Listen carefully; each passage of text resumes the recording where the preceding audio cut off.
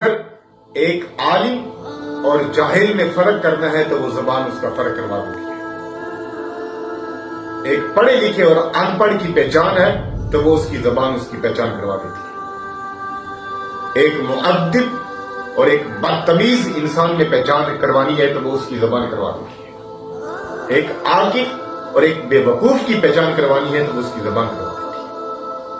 تفسیر کبیر میں ہے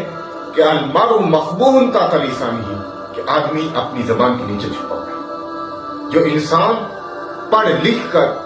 ادب اور تمیز کے دائرے میں نہیں رہ سکتا، اس کی زبان پر لغویات اور بیہودہ قسم کی گفتگو سے وہ اجتناب نہیں کر سکتا، تو اس کے پڑھے لکھے ہونے کا کوئی فائدہ نہیں ہے۔ اس نے صحیح طریقے سے علم سیکھا ہی نہیں ہے۔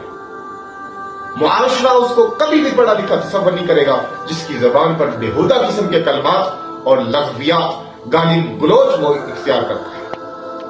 تو جو پڑھا لکھا ہے اسے چاہیے کہ اپنی زبان کو کنٹرول میں رکھے، کیونکہ نبی کریم صلی اللہ علیہ وسلم نے ارشاد فرمایا من یضمن لی ما بین لحیہ وما بین رجلیہ اضمن له الجنہ، کہ جو جنت کی بشارت، جنت کی نوید جو آقا علیہ الصلوۃ والسلام نے سکھائی بتائی، وہ یہ بتائی کہ من یضمن لی ما بین لحیہ وما بین رجلیہ اضمن له الجنہ، جو شخص اپنی زبان کو اپنی کنٹرول میں رکھ لیتا ہے، اس کو تمیز اور ادب کے دائرے میں رہ کر استعمال کرتا ہے، حدود اسلامیہ، حدود شریعہ کے اندر رہ کر وہ اپنی زبان کو استعمال کرتا ہے اور اپنی شرمگاہ کی حفاظت کر لیتا ہے، تو آقا علیہ الصلوۃ والسلام نے ارشاد فرمایا اضمن له الجنہ۔ ایک بندہ پڑھا لکھا ہو، وہ اپنی زندگی مدارس میں صرف کر دی ہو، لیکن زبان پر ریاض استعمال کرے، اس زبان پر بیہودہ کی زبانیاں ہیں، تو اس انسان عالم ہونے کا کوئی فائدہ نہیں ہے۔ عالم ہونے کا ویسے تو فائدہ ہے کیونکہ عالم کی بہت زیادہ مقامات ہیں، لیکن اس انسان نے تمیز اور علم صحیح طریقے سے نہیں سیکھا۔ معاشرہ